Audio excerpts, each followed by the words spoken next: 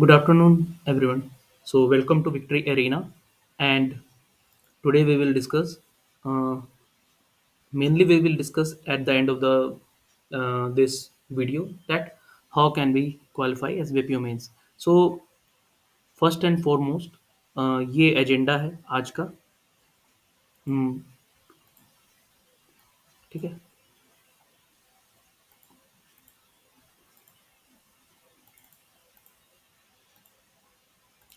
Pen enable हो नहीं रहा. सो कोई बात नहीं. हो गया. Okay. So S B I P O 2020 का प्रीलिम्स एंड स्कोर कार्ड का जो भी मेरा रहा था, and then mains and final. Okay. And then what happened in 2021 and how I manage to qualify the S B I P O mains also, and then final cut off कैसे मैंने almost same predict किया था, खुद का marks भी and final cut of वो भी मैं देखूंगा, वो भी हम लोग देखेंगे. ठीक है. एंड उसके बाद S B I P O mains में इस बार आप लोग क्या कैसे कर सकते हो. ओके. सो मूविंग फॉरवर्ड, ये 2020 का स्कोर कार्ड है. ठीक है. मतलब कि it was held in 14th November 2020, and that was the first time when I gave that exam. ठीक है. ये फर्स्ट टाइम था. And to be very honest, I only took 2-3 mock tests before one day of the exam and managed to get the uh, cut off. Okay. 63.75. Okay. And इसमें भी कुछ experience ऐसा रहा था कि क्वांट्स बहुत ही ख़राब किया था. देन आई थॉट कि रीजनिंग में मुझे पजल्स में सबसे पहले अटैक करना पड़ेगा, तभी एग्ज़ाम में कुछ होगा. तो फिर मैंने उसमें 30+ किए थे रीजनिंग में. देन जाके ये हुआ था. ओके. सो द कीज़ कि पैनिक नहीं करना एग्ज़ाम में. अगर कोई एक सेक्शन खराब भी चला जाए तो यही इस स्कोर कार्ड से लर्निंग है. And then final score card जो था वो ये था. मेंस में hardly I qualified 93.42 and the cut off was 88.93.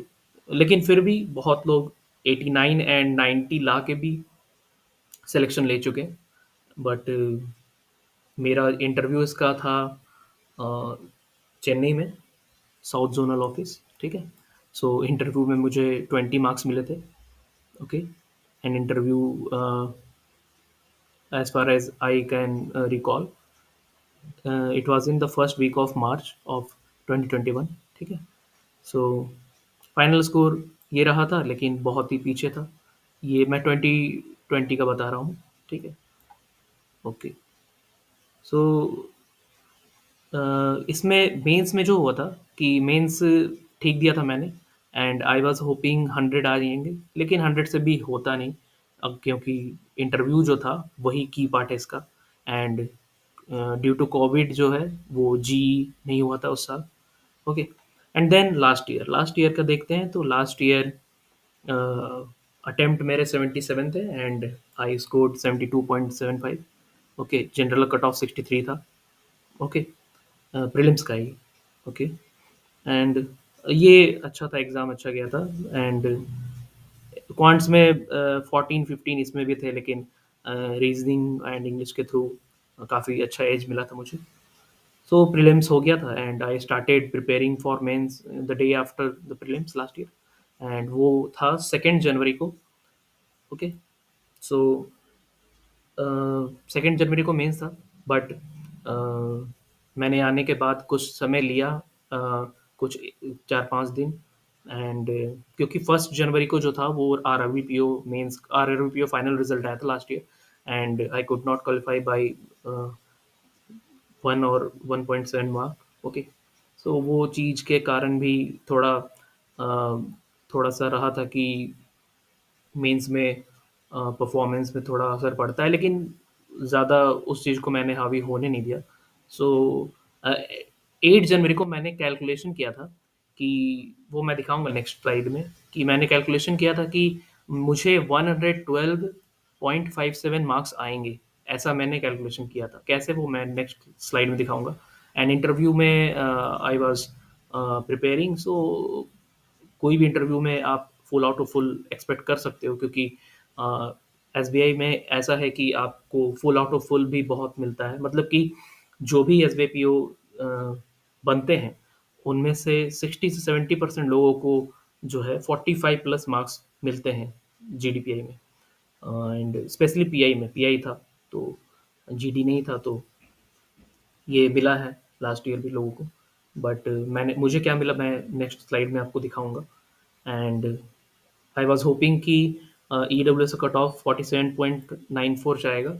ये आप देख सकते हो यहाँ पर। ये मैं ई डब्ल्यू एस का इसलिए दिखा रहा हूँ क्योंकि ये मैं नेक्स्ट स्लाइड में आपको बताऊंगा कि कैसे एग्जैक्ट कट ऑफ। ये टेलीग्राम से स्नैपशॉट लिया हुआ है मैंने, कि जनवरी 8 को मैंने ये स्क्रीनशॉट भेजा था। एंड ये स्कोर कार्ड रियल नहीं है, ये मैंने बनाया था खुद पावर पॉइंट पे, कि टू मैनिफेस्ट कि मुझे इतना मार्क्स आएगा एंड मैं मार्च तक एस बन जाऊंगा लास्ट ईयर। एंड मेरा प्रेडिक्शन था कि 95.12 जाएगा मेंस का कट ऑफ। मेंस का कट ऑफ ये देख सकते हो आप यहाँ पर। एंड जनरल का एंड ईडब्ल्यूएस का 89 करीब जाएगा, ऐसा कुछ था। ठीक है। एंड फाइनल जो जाएगा वो जनरल का 53.45 जाएगा एंड ईडब्ल्यूएस का ये। तो ये मैंने कैलकुलेशन किया था बहुत परमुटेशन कॉम्बिनेशन लगा के लास्ट के 4 ईयर्स का एवरेज लेके एंड देन डिफिकल्टी लेवल को मैनेज करके। सो ये मैंने बनाया था, ये मैंने टेलीग्राम पे शेयर भी किया था अपने चैनल पे। सो जो रिजल्ट आया, मेरा इंटरव्यू भी हो गया। देन रिजल्ट जब आया, इट वाज अराउंड 11th मार्च आई, शायद। तो ये आप देख सकते हो कि जो रिजल्ट आया फाइनल, उसमें मार्क्स मेरे थे 113.50, यानी कि 0.93 का ही डिफरेंस था। मतलब 1 मार्क का भी डिफरेंस नहीं था जो मैंने अपने लिए प्रेडिक्ट किया था। एंड जनरल कट ऑफ मैंने प्रेडिक्ट किया था वो 95.12 एंड कट ऑफ जो आया था वो 94.85 था। ये भी 1 का भी डिफरेंस नहीं है। बट फाइनल में जो था वो E W S cut off मैंने वो 47.94 प्रिडिक्ट किया था एंड 47.94 एग्जैक्ट आया था। ओके। एंड जनरल का 53.40 आया था, बट मैंने किया था 53.45, यानी कि 0.05 मैंने ज़्यादा किया था।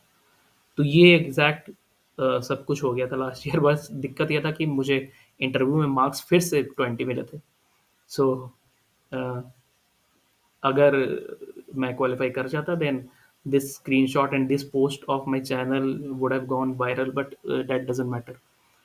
जॉब लेना इंपॉर्टेंट है, वायरल होने से कुछ नहीं चलता। सो ये था। ये मैं इसलिए दिखा रहा हूँ क्योंकि आगे जो मैं बताने वाला हूँ उस पर आप लोग कुछ ट्रस्ट कर पाओ एंड उस हिसाब से आप कुछ अच्छा कर पाओ एग्जाम में आने वाले जो अ, आपका रिव्यू मेंस है। ठीक है। सो ये मेरे कुछ ये थे अटेम्प्ट थे यहाँ पर। ठीक है। रीजनिंग में मैंने 19 अटेम्प्ट्स किए थे। ठीक है। जो कि 25.27 मार्क्स का हुआ। ठीक है, 19 अटेम्प्ट। ओके। और 1.33 मार्क का यहाँ आप देख सकते हो, इक्वल मार्क का था। इस बार तो 40 क्वेश्चन 50 मार्क्स का है तो 1.25 हुआ। एंड क्वांट्स भी मैंने 17 अटेम्प्ट्स किए थे एंड जो कि 29 मार्क्स वर्थ का था। ठीक है। एंड इंग्लिश में मैंने एक क्वेश्चन छोड़ा था एंड 34 अटेम्प्ट्स किए थे। ठीक है, 38.76 मार्क्स का।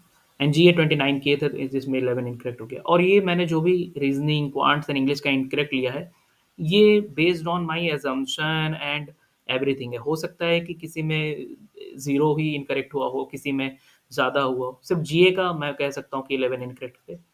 सो बाकी में तो कुछ भी हो सकता है। स्टिल आई प्रेडिक्ट के आई प्रेडिक्टेड कि 112.57 आएगा, but I got 113.5। Okay. Descriptive में 30 लिया था मैंने क्योंकि ये एवरेज मार्क्स मान सकते हो आप, 60%। एंड इतना ही ऑलमोस्ट एवरेज मार्किंग होता है अगर कोई अच्छा भी लिखता है तो, ऐसा जनरली देखा गया। ठीक है। सो यहाँ पर मैंने अपने शेयर किया था कि ये पोस्ट पे जब रिजल्ट आया था कि it didn't go as I predicted and आगे एग्ज़ाम का पता नहीं। सो ये इंटरव्यू फिर से मेरा चेन्नई में हुआ था, साउथ ज़ोनल रीजन में। यहाँ देख सकते हो मैंने लिखा था। एंड लेडी पैनल की जो चेयरमैन थी वो लेडी थी एंड वो भी एमएससी इन मैथमेटिक्स थी, as I am also MSc in mathematics. Okay. So ये हुआ मेरा बात। एंड अब इसका कोई फ़ायदा नहीं है। मूविंग फॉरवर्ड हम लोग देखते हैं आगे क्या किया जा सकता है। सो रीजनिंग में ध्यान रखिएगा कि ये हमेशा आईबीएस पीओ मेंस से इजी आता है, क्योंकि मैंने पहले भी बताया अपने चैनल के थ्रू कि आईबीएस पीओ मेंस मेरा 2 बार नहीं निकला ड्यू टू रीजनिंग। बट इसमें आप देख सकते हो कि मैंने 20 25.27 मार्क्स का किया था। 19 अटेम्प्ट उतना ही होता है, इसको 1.33 से इंटू करोगे तो। ठीक है। And but IPS PO mains में मेरा दोनों बार रीजनिंग का सेक्शन नहीं निकला है। सो डेफिनेटली इससे आप ये डिड्यूस कर सकते हो कि मेरा 2 बार जब ये निकला है एंड एस वे पी ओ मेन्स, सो तो उसमें रीजनिंग ईजी आती होगी। एंड मैं भी बता रहा हूँ कि आती है। क्रिटिकल रीजनिंग बिल्कुल ही आपका डुएबल रहेगा। एंड पजल्स एटलीस्ट 2 डुएबल हो सकते हैं। ऐसा ऐसा भी हो सकता है कि इस बार बहुत टफ आ जाए, लेकिन एक जनरल ट्रेंड लास्ट 2 ईयर से जो मैं देख रहा हूँ वो मैं बता सकता हूँ। ठीक है। कोडिंग डिकोडिंग और इनपुट आउटपुट में एक कोई टफ रहेगा, अगर दोनों आ गया तो। कोई एक आया तो मैं ये इसलिए बोल रहा हूँ क्योंकि मैंने अभी आपको दिखाया था कि जो ये था 2020 का जो स्कोर कार्ड था। ठीक है। इसमें इनपुट आउटपुट में मैं स्टक हो गया था। Almost 15 minutes I invested and got zero return out of it. And वो बहुत भारी पड़ सकता है किसी भी एग्ज़ाम में। तो ध्यान रखो कि आप लोग मूव ऑन करते रहना। ठीक है। तो इनपुट आउटपुट टफ था उसे यार, एंड या फिर मुझे लगा हो। ठीक है। एंड अभी आप लोग क्या कर सकते हो। सो अभी जितने भी सी आर क्वेश्चन है, यानी कि क्रिटिकल रीजनिंग क्वेश्चन है, जो भी आपके मॉक्स के या फिर आप सबमिट कर दो मॉक्स एंड उसके क्वेश्चंस को गो थ्रू करो। एंड इनपुट आउटपुट या कोडिंग डिकोडिंग का जो भी आपका पैटर्न है, उसमें आप लोग देख सकते हो कि क्या कैसे सॉल्व किया गया है, ताकि ऑल अराउंड उसके अराउंड ही अगर आपको एग्ज़ाम में मिले तो आप उसको डिकोड कर पाओ तुरंत, before anybody else can do that. Okay. एक चीज़ ध्यान रखना, ये हर सेक्शन के लिए है कि अगर आप 0 मार्क्स भी आप अगर अटेम्प्ट किए, वैसे तो 0 मार्क्स नहीं कोई अटेम्प्ट करेगा। अगर हो जाता है ऐसा बहुत टफ हुआ तो वो सबके लिए टफ होगा। एंड अगर सबके लिए टफ नहीं भी हुआ, आपको लगा कि आपसे ना बना हो, तो उसको जाने देना, क्योंकि मैंने अभी आपको दिखाया है स्कोर कार्ड कि आप 113.5, यानी कि ये जो है आप कितना भी ये 113.5 भी ले आओ, लेकिन उसके बाद भी अगर इंटरव्यू में आप स्कोर नहीं करोगे देन आपका दिक्कत हो सकता है। ठीक है। ड्राइंग टूल काम नहीं कर रहा है। ओके, कोई बात नहीं। सो इसके बाद हम लोग चलते हैं क्वांट्स की तरफ। क्वांट्स में डीआई जो होंगे वो बिल्कुल डुएबल होंगे। 2 चीज़ ध्यान रखिएगा, एक ये कि रेशियो जो है, रेशियो एंड परसेंटेज से रिलेटेड कॉन्सेप्ट से 2 डीआई एटलीस्ट आएँगे, जहाँ से आप अ, आराम से मैनिपुलेट कर सकते हो डेटा को। मैं जनरली डीआई को सॉल्व कैसे करता हूँ, जैसे कि पहले भी आया है एक क्वेश्चन जो मुझे याद आ रहा है, वो अ, लिटरेसी लिटरेट इलिटरेट पे था, आप सुने होंगे। एंड वो बहुत फेमस डीआई था एंड बहुत लोगों से वो नहीं हुआ था। सो वो मैंने एग्जांपल लेके किया था। जैसे मान लीजिए कि अगर वहाँ 20% दिया है एक्स का, तो आपको एक्स की जगह कुछ और ले लेना है एंड देखो कि किस तरह से आप रिजल्ट ला सकते हो। देन उसमें आपको थोड़ा टाइम लगेगा, 10 to 15 मिनट्स, लेकिन वो अगर डिकोड हो गया देन आपके मार्क्स सिक्योर हो जाएंगे उतने देर में। तो ये 2 डीआई आपको रेशियो एंड परसेंटेज कॉन्सेप्ट से मिलेगा ही मिलेगा। अगर आप अर्थमेटिक कुछ भी नहीं पढ़े हो, then also you can do at least 2 DI. ठीक है। एंड मुझे इस बार लग रहा है, एंड मुझे 2-3 बार से लग रहा है कि एसआईसीआई पे एक बहुत अच्छा डीआई मुझे मिला था प्रैक्टिस मॉक के एक मॉक में। उस तरह का डीआई आ सकता है। एंड अभी जितने भी एग्ज़ाम हुए हैं मैंने पूछा, जो मैं दे नहीं पाया, आईपीएस क्लर्क मैंने नहीं दिया, एसबीआई क्लर्क मेंस नहीं दिया, तो उसमें मैंने पूछा कि एसआईसीआई से कोई डीआई नहीं आया है। तो इस बार मैं एक्सपेक्ट कर रहा हूँ कि एसबीपीओ में इस बार एसआईसीए से कॉन्सेप्ट से एक डीआई आ सकता है। तो मेक श्योर कीजिएगा कि आपका कॉन्सेप्ट क्लियर हो, कि अगर मान लीजिए कि रेट्स दिया है, तो उससे आपको रेट्स या कुछ और दिया है, उससे आपको ड्यूरेशन एंड प्रिंसिपल निकालने आता हो, और अगर प्रिंसिपल दिया है तो अ, उससे रेट्स आपको निकालने आते हो। ठीक है। उस पे एक सुमित सर का वीडियो भी है, अड्डा के जो टीचर हैं, वो देख लीजिएगा। उन्होंने काफ़ी अच्छा कॉन्सेप्ट समझाया है यूट्यूब पे, एक बार देख सकते हो, देख लेना।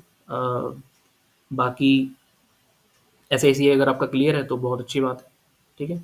एंड अभी एक और बात है जो बहुत लोग बोलते हैं कि मेंस में स्पीड मैटर नहीं करता है। स्पीड मैटर करता है। अगर आप कैलकुलेशन मान लो कि 13 13 इंटू 17, ठीक है। आप अगर जो 221 होगा, जो आप अगर दूसरों से पहले कर लेते हो, ठीक है। एंड दूसरा कोई बंदा आपको एक कैलकुलेशन में मान लीजिए 5 सेकंड देरी करता है, और एक डीआई का एक क्वेश्चन में इस तरह के मान लीजिए 5 कैलकुलेशन है, ठीक है? जहाँ आपको एक क्वेश्चन को सॉल्व करने के लिए ऐसे 5 कैलकुलेशन करने पड़ रहे हैं, तो वो एक क्वेश्चन में आपसे 25 सेकंड पीछे हो रहा है। 25 ना मानिए, 20 सेकंड भी मान लीजिए कि पीछे हो गया है, ठीक है? और डीआई के 5 क्वेश्चन में वो 100 सेकंड पीछे हो जाएगा, अगर आपका कैलकुलेशन अच्छा है तो, ठीक है? और ये आप सोच लो कि 100 सेकंड आपको एक डीआई में दिक्कत हो रहा है, देन आप 3-4 डीआई में आप उससे 3 डीआई में 300 सेकंड एंड 5 मिनट वो आपसे आप उनसे आगे हो सकते हो, अगर आपका स्पीड अच्छा है सिर्फ़ कैलकुलेशन में तो, ठीक है? तो और वो 5 मिनट आप कहीं और लगा सकते हो। 5 मिनट आप कोई 2 अरिथमेटिक के क्वेश्चन सॉल्व कर लोगे, डेटा सफिशिएंसी के क्वेश्चन सॉल्व कर लोगे, ठीक है? तो वहाँ से 2 क्वेश्चन आपको फ़ायदा हो जाएगा, ठीक है? तो इसीलिए मैं ये कह रहा हूँ कि एटलीस्ट 5 मार्क्स तो आपको बेनिफिट होगा ही अगर आप स्पीड इम्प्रूव करते हो। स्पीड इम्प्रूव करने के लिए कुछ नहीं करना है। आपको कैलकुलेशन कीजिए, मल्टीप्लिकेशन रैंडमली लिखिए एंड उसको कीजिए 3-4 घंटे। मैं प्रीलिम्स के पहले बस वही करता हूँ, ठीक है, क्वांट्स के लिए, ठीक है? तो ये कर सकते हो। एंड नंबर सीरीज़ का आप ये देख लो कि जैसे रॉन्ग नंबर सीरीज़ अभी बहुत लोग फँसे थे। हाल में एक एग्ज़ाम हुआ था, शायद आईबीएस क्लर्क मेंस या एसबीआई क्लर्क मेंस, उसमें रॉन्ग नंबर, हाँ, रॉन्ग नंबर सीरीज़ में फँसे थे एसबीआई क्लर्क मेंस के फर्स्ट शिफ्ट के लोग। तो वो देख लीजिएगा एक बार, उसका पैटर्न जो भी आपको जहाँ भी आपने नोट्स बनाया है या फिर आपको मॉक से जो भी अच्छा नंबर सीरीज़ मिला है वो, ठीक है? एंड मेंसुरेशन के फॉर्मूले देख लीजिएगा, ठीक है? बहुत लोग मैं देख रहा हूँ कि ये इसमें ट्रायंगल जो है, ट्रायंगल से रिलेटेड क्वेश्चंस कर रहे हैं, जो कि एग्ज़ाम में मुझे देखने नहीं मिला है। मैंने जितने भी 12-13 मेंस दिए हैं, बैंकिंग मेंस, ठीक है? तो ट्रायंगल के कॉन्सेप्ट जो है वो उतना इम्पोर्टेंट नहीं है, लेकिन अगर आप देख सकते हो देख लेना। लेकिन बाकी जो हैं जैसे कि स्क्वायर, ठीक है, पैरेललोग्राम एंड बाकी जो 3D में है, जैसे आईबीएस पीओ मेंस में भी जो आया था सिलेंडर एंड क्यूब का वो डीआई, तो उस हिसाब से आपको अगर फ़ॉर्मूले याद हैं तो वो सिंपल डीआई आपको तुरंत हो जाएगा, ठीक है? एंड अगर आपको फ़ॉर्मूला नहीं याद है उसका वॉल्यूम का, सरफेस एरिया का, टोटल सरफेस एरिया का, देन आपको दिक्कत हो सकती है। तो ये लास्ट मोमेंट पे आप मेंसुरेशन के फ़ॉर्मूले 2-3 बार लिख लीजिएगा, देन वो फ़ायदेमंद होगा, ठीक है? इसमें भी आप वो ध्यान रखिएगा कि अगर 0 मार्क्स भी आपका अटेम्प्ट हो रहा है देन आपको कोई दिक्कत नहीं है, ठीक है? आप ट्राई करना कि नेक्स्ट जो आपका सेक्शन हो उसमें आपको बेस्ट देना है, ठीक है? क्योंकि सेक्शनल कट ऑफ है नहीं इसमें, ठीक है? एंड एज़ आई सेड कि अगर आप सिर्फ कट ऑफ भी निकाल लेते हो देन भी आपको 40 प्लस ही एम करना है, ठीक है? जैसे कि यहाँ पर मैं देखूँ मेरा जो ये मार्क्स आया 44, ठीक है? इसमें मुझे कितने चाहिए थे इंटरव्यू के, मुझे ये जो जनरल कट ऑफ 53.50 है वो क्रॉस हो जाता। तो ये मुझे 39 मार्क्स चाहिए थे इंटरव्यू में। तो मुझे ये 20 मार्क्स ऊपर लाने से भी क्या फ़ायदा हुआ? मुझे 39 तो फिर भी चाहिए थे, क्योंकि बहुत हायर साइड पे जो है वो जीडीपीआई में मार्क्स दिए जाते हैं, ठीक है? इस बार जीडी है तो थोड़ा-सा घट सकता है, लेकिन ऑल इन ऑल आपको मार्क्स बहुत अच्छे अलॉट होते हैं, ठीक है? पीआई में। ओके? तो ये था रीज़निंग क्वांट्स का। अगर बात करें जीए का, तो जीए आज आप देख सकते हो कि आज जेडबी का ग्रेड ए का एग्ज़ाम था एंड उसमें बहुत सारे क्वेश्चंस जो थे न्यूज़पेपर आर्टिकल्स से थे, ठीक है? एंड न्यूज़पेपर आर्टिकल्स से भी थे एंड स्कीम्स से भी थे। स्कीम्स का मैंने नाबार्ड ग्रेड ए के वक़्त क्विज़ेज़ लिए थे। ऑलमोस्ट 100 स्कीम्स का मैंने डॉक्यूमेंट दिया हुआ है अपने चैनल पे।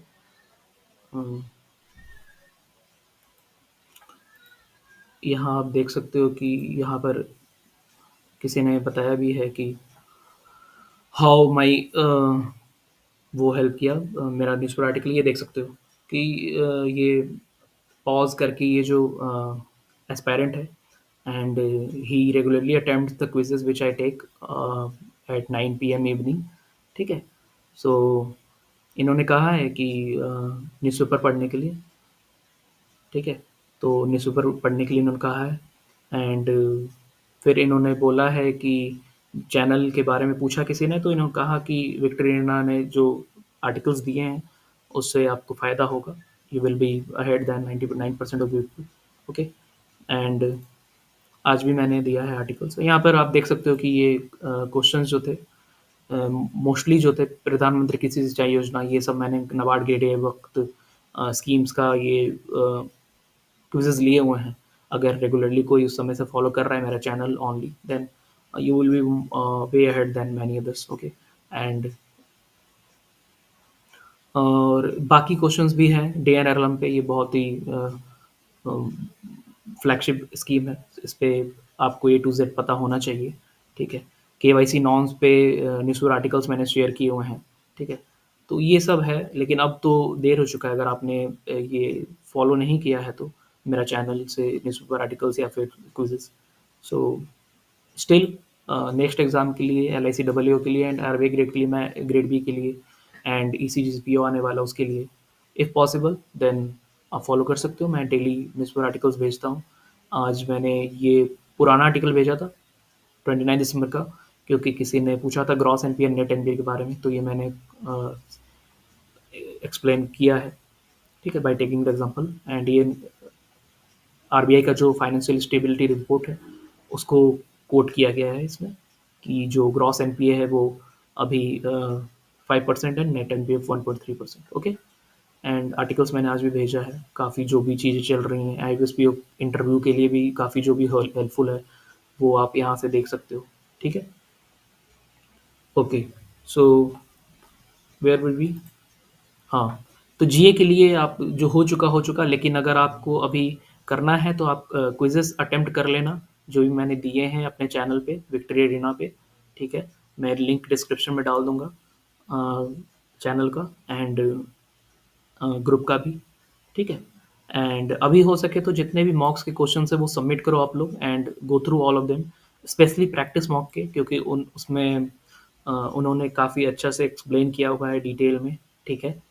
And I was also attached with practice mock few months ago, so I know how the system works। फिर practice mock का आप जीए के लिए रिलाय कर सकते हो। बहुत अच्छा उनका वो रहता है, क्या बोलते हैं, एक्सप्लेनेशन, ठीक है? मैं कोई प्रमोट नहीं कर रहा हूँ, बस मुझे अ, अच्छा लग रहा है जो वो मैं बता रहा हूँ, ठीक है? बाकी अफेयर्स क्लाउड अभी आप लोग फॉलो करते होगे एंड वो सबसे अच्छा है अभी, ठीक है? बाकी इसके अलावा आप न्यूज़पेपर आर्टिकल्स जो मैं भेजता हूँ वो देख सकते हो। मेरा न्यूज़पेपर आर्टिकल्स कंप्लीटली नहीं रिलायबल है, क्योंकि वो काफ़ी चीज़ें नहीं आपको बताएगा, लेकिन अगर आप कोई एक सोर्स भी फॉलो करते हो, वेदर इट इज़ अड्डा 247 और द हिंदू रिव्यू अड्डा का, या फिर कुछ भी और अफेयर्स क्लाउड, और उसके साथ आपको न्यूज़पेपर आर्टिकल्स करना पड़ेगा, जो मैं शेयर करता हूँ। ये मैं नहीं कर रहा हूँ, कह रहा हूँ कि मेरे न्यूज़पेपर आर्टिकल से आपको 50 आउट ऑफ 50 क्वेश्चंस आ जाएँगे, ठीक है? या फिर एसबीआई पीओ में 60 में से 60 क्वेश्चंस आ जाएँगे। मैं दिसंबर से ही स्टार्ट किया हूँ अभी रेगुलरली, उसके पहले मैं कुछ महीने मैंने स्टॉप किया था। सो स्टिल 2 महीना काफ़ी हो एसबीआई पीओ मेंस के लिए, जो भी क्वेश्चंस आएँगे होपफुली ये न्यूज़पेपर आर्टिकल्स से होंगे, और जिन्होंने किया होगा तो वो बेनिफिट उठा पाएँगे, ठीक है? बाकी गवर्नमेंट स्कीम डॉक्यूमेंट मैंने शेयर किया हुआ है अपने चैनल पे, वो भी मैं लिंक शेयर कर दूँगा डिस्क्रिप्शन में, ठीक है? इंग्लिश डिस्क्रिप्टिव के लिए आप देख लीजिए कि अभी आज ही फिनटेक पे आया है क्वेश्चन, ठीक है? मेंटल हेल्थ पे आया है, जो कि बहुत न्यूज़ में है ये दोनों चीज़ें, ठीक है? ऐसे आया है आज सिडबी ग्रेड ए में, ठीक है? सो मैं कोशिश करूँगा कि मैं चैनल पे 5 मोस्ट इम्पोर्टेंट बर्निंग इश्यू पे ऐसे डालूँ आज ही, एंड वहाँ से आप लोग रेफ़र कर सकते हो उसको, ठीक है? और इंग्लिश जो है वो यहाँ याद रखिएगा आईबीएस मेन से हायर साइड पे रहता है। जीए एंड इंग्लिश हमेशा हायर साइड पे रहेगा, ठीक है? आईबीएस मेन से, ठीक है? डिस्क्रिप्टिव के लिए मैंने बता दिया, ऐसे टॉपिक्स में डाल दूँगा, ठीक है? एंड जीए के लिए और कुछ 2-4 चीज़ें आप याद रख लो। चैट जीपीटी का फुल फॉर्म याद रख लेना, आईपीएल से रिलेटेड ऑक्शन का याद रख लेना, ठीक है? अडानी अ, अडानी ग्रुप बहुत न्यूज़ में है, उनसे रिलेटेड इन एंड आउट देख लेना, जो भी मैंने कल परसों में डाला है चैनल पे अपने न्यूज़पेपर आर्टिकल्स, ठीक है? एसबीआई रिलेटेड 3 मंथ का न्यूज़ इन एंड आउट कर लीजिएगा, ठीक है? और प्रॉफ़िट कितना हुआ है, वो बहुत न्यूज़ में है बैंक का प्रॉफ़िट, एसबीआई का स्पेशली, ठीक है? और आरबीआई न्यूज़, ये आप कर लेते हो तो आपका 10 क्वेश्चंस ईज़िली हो जाएँगे, ठीक है? बाकी 10 से ज़्यादा के लिए आपको डेफ़िनेटली बहुत ज़्यादा करना पड़ेगा, ठीक है? जो आपने किया होगा, ठीक है? अभी ये लास्ट मोमेंट के में आप क्या कर सकते हो, बस मैं वो बता रहा हूँ, ठीक है? आज, कल, परसों में, ठीक है? ओके। सो यहाँ आप यहाँ हम एंड करते हैं वीडियो को। एंड ये मेरा मेल आईडी है। एमसीक्यू क्विज़ेज़ डेली मैं लेता हूँ 9 बजे रात को। स्टडी मटेरियल्स ये पहले मैं देता था, ये यहाँ आप जा सकते हो, आप देख सकते हो कि कुछ ना कुछ आपको मिलेगा, ठीक है? वैसे आपको मेरे जो टेलीग्राम ग्रुप है वहाँ पर सब कुछ मिल जाएगा जो भी मैं प्रोवाइड करता हूँ, ठीक है? और चैनल सब्सक्राइब कर लेना यूट्यूब का। नहीं भी करोगे तो कोई दिक्कत नहीं है, आपको अच्छा लगे तो करना, ठीक है? मुझे लगता है कि मैं जो भी चीज़ यहाँ पर जानता हूँ तो मैं यहाँ शेयर कर सकूँ, तो बस मैं वही कर रहा हूँ आप लोग के थ्रू, ठीक है? ये यूट्यूब के थ्रू, ठीक है? Thank you and all the best for the SBI mains. Okay, bye.